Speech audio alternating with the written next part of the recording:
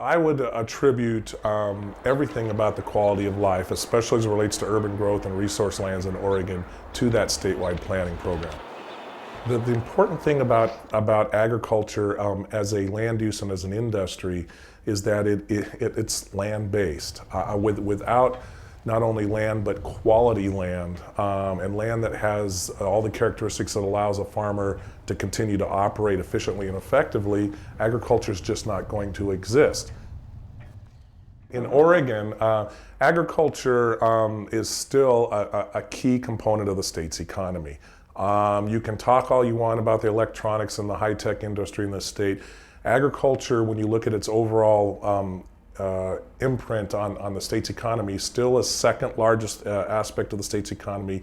It accounts for about 10% of the total state gross state product, and it really is a key aspect of the state's landscape. When you look at Oregon agriculture as an economic driver, it's also what I would call a traded sector industry, and that's very important because traded sector really denotes that it's bringing new money from outside into the state.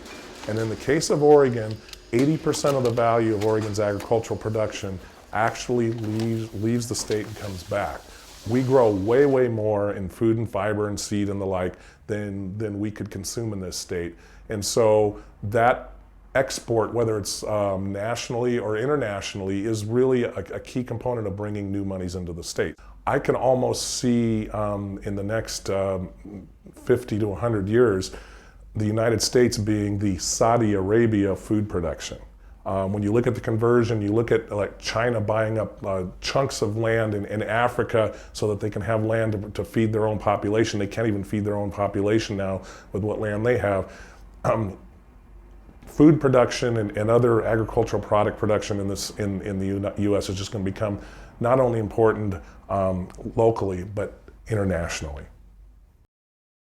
Oregon's land use planning program is unique in the nation in that it really requires every county and every city to do a comprehensive plan that is determined to be consistent with the statewide planning goals.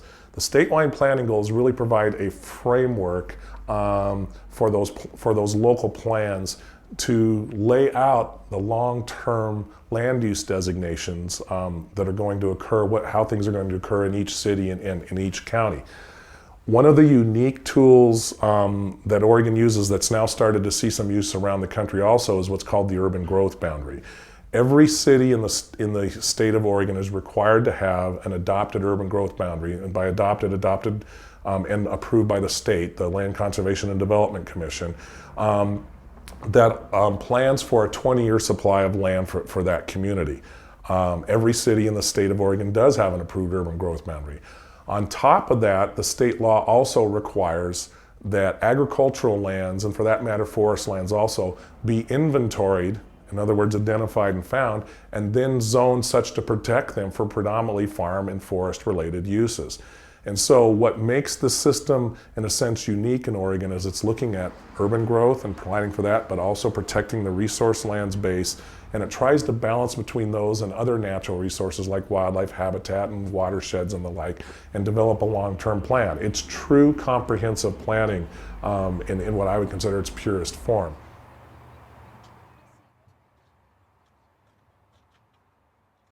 %70 of the population in the state of Oregon is in the Willamette Valley, with the vast majority of that in the Northern Valley.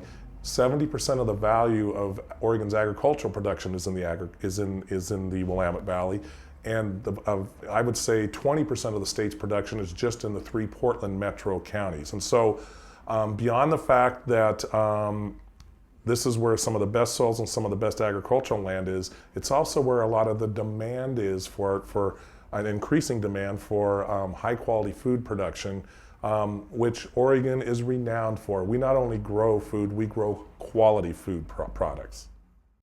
Everything about the quality of life, especially as it relates to urban growth and resource lands in Oregon, to that statewide planning program.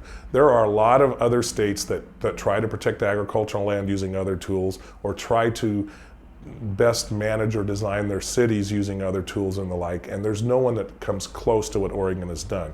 with the combination of protecting farm and forest land through zoning and controlling sprawl through the use of urban growth boundaries and efficient use of lands inside those urban growth boundaries, Oregon has a landscape like none other. And the best way I can describe that to you, when people ask me, how can you really tell that it's working or what it's doing? Drive between Portland and Salem, and where else can you drive an interstate freeway with those interchanges or whatever and see nothing but farmland between major metropolitan areas except Oregon?